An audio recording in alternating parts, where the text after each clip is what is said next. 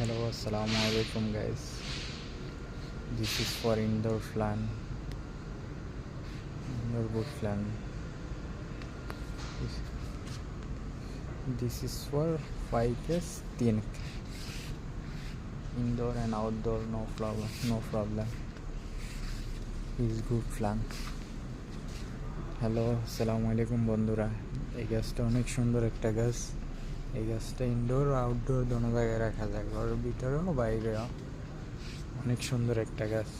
এই গাছটার ইংলিশ নাম ফাইকাস টিন্ট। অনেক সুন্দর একটা গাছ, ঘরের ভিতরে এরকম ফোটের ভিতরেও রাখা যায়, রাখলে ফোটের এরকম সুন্দর একটা ফুলের টপের ভিতরেও রাখা যায়।